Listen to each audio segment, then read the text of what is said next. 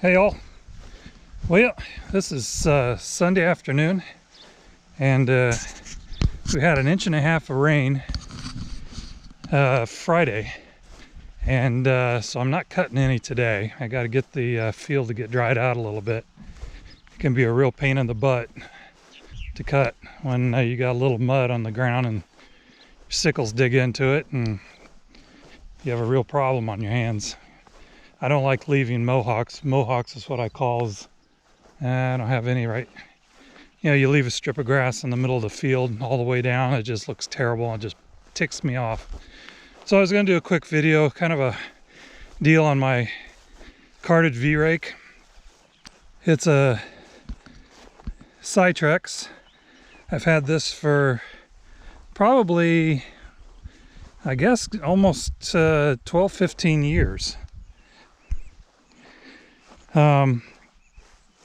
Originally I bought it a 10 wheel because back in the day I was doing alfalfa out here, and I since disced up the alfalfa the best I could. There's still some in there, and we planted a hay variety in there. So this old rake, I say old rake, it's, for me it's still seems like it's new, has done a good job for me. I just kind of want to tell you how I kind of figured out how to operate. Right now you see only six wheels on it, three on each side. This is kind of the way I normally run it anymore, and the reason is because with the thickness of the grass and the hay that I have out there, leaving one huge windrow behind for my baler just wasn't working very well. So the way that this works and the way I got it set up is I drop the two sections over there. They would normally go on the very back, and your single wheel, which is right there, would usually go on the front here that I have empty right there.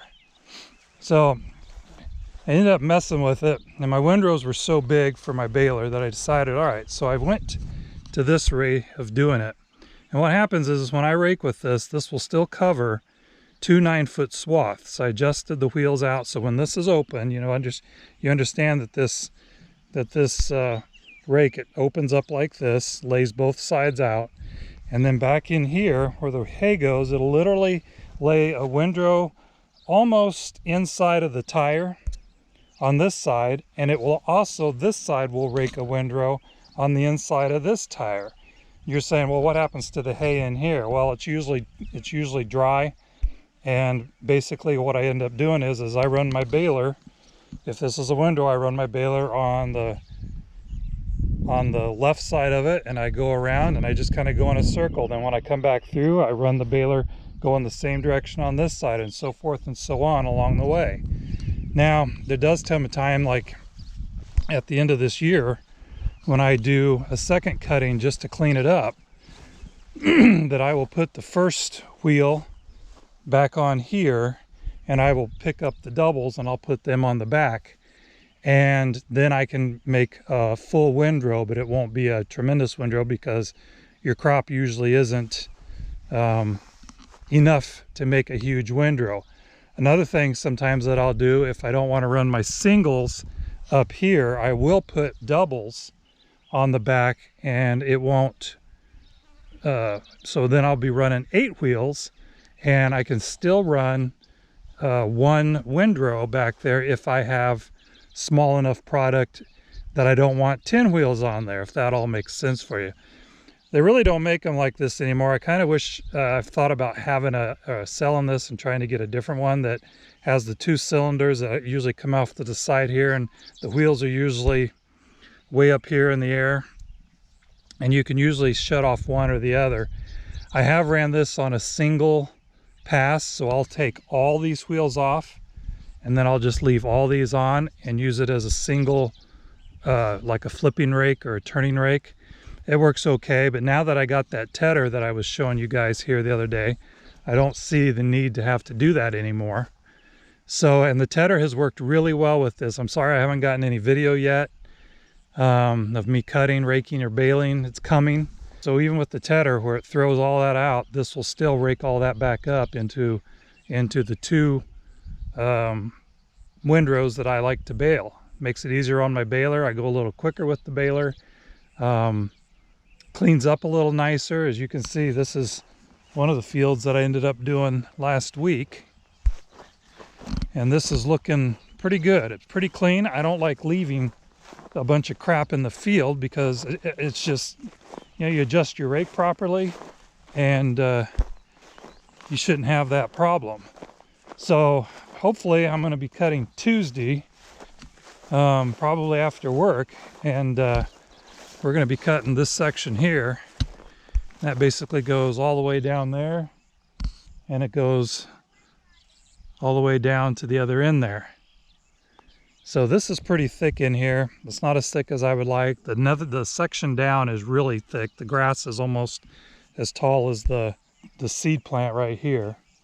So yeah, so that's the way I back to the rake. That's the way I usually try to rake it. So like I said, just easier on the baler. Makes a nice consistent 60-65 pound bale I made this time, which is a little too heavy. Kind of backing it off to 50-55 pounds, and we'll go from there, and hopefully I can tag you along come Tuesday to cut some hay. So all right, well, that's it for now. As I said, this has been a hot day. There's not a lot of wind, and I've been going inside, cooling it a little bit, and then come outside and do a little gardening, and just kind of been setting that up. Oh, one other thing thought you might be interested in. I got my barn, the hay shed as I call it. This is all ready to go. And so when I have my bale wagon will sit out here, and the one bale at a time I'll put towards of course the inside of the barn or the shed. So this is how the hay shed's looking right now. So that's my first cutting in there. I think I said 150 bales. Each row between the pillars will take and go up. I'll go quite a bit up. It'll take a little over 350 bales on between each of those posts. So I can get in here probably 13. If I push it, I can get in 14 bales. So I got my pallets done, and what I try to do, because I'm just one guy, as a lot of you guys are, is I put the pallets on the sides, and the frame of thought that I've started doing is, instead of just stacking, when I get done with my place, I have to go to another place, and I put up almost 1,000 some bales over there, and I have to haul it over here on this trailer. So I take my bale wagon over there. Hopefully I can get to show you some of that this season. And I offload, usually off the fenders is where I stop, and I unload. So 2 bale wagons will fill this trailer. And what I do is so when I get done here, the side over here will have hay on it, and the side over here will have hay on it, and the middle will stay like it is. So as I come back from doing the field that's far away later here in the season, it's tall, it's 5 high. So 5 high, I can start throwing to that stack, and then as I work my way down, I start throwing left to right as I move forward on the trailer. Originally I used to walk the trailer, grab a bale, go all the way to the back, stack it, and I've done this the last year, 2 years. I started it, and this works really well for a one guy to stack hay. You don't have to throw it as high. You can work your way up the trailer and off to the side, and so that's what's been working out well. So in this particular shed, I installed a furnace fan way up there. So when I'm in here and it's hot as blazes like it is today, I can turn that fan on with a cord over here, and it'll blow the heat from the top and kind of circulate it to where it kind of cools it down a little bit. I also got the big fan over there that I use to help get air through here. What I'm thinking in the future is, I'm thinking that I might try putting in And if you have a comment about this or have done this, I would like to know what you did. But I'd like to put in some vents, probably in the middle there, high enough to where it's above the hay once I get it stacked, which would have to be above that big first 2x6, not the dark one, but the lighter one. And might even try putting them even higher. But kind of give me your thoughts and comments on what you do to vent your building, because it'd be nice to be able to open that up and get some crosswind through here to cool things off a little bit.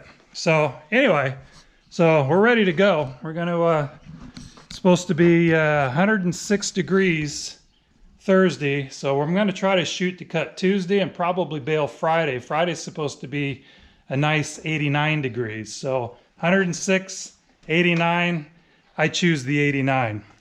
So anyway, that's where we're sitting at right now. And I hope you liked the video. Please share, subscribe, and like, and by all means comment if you have a suggestion for the vents on that building.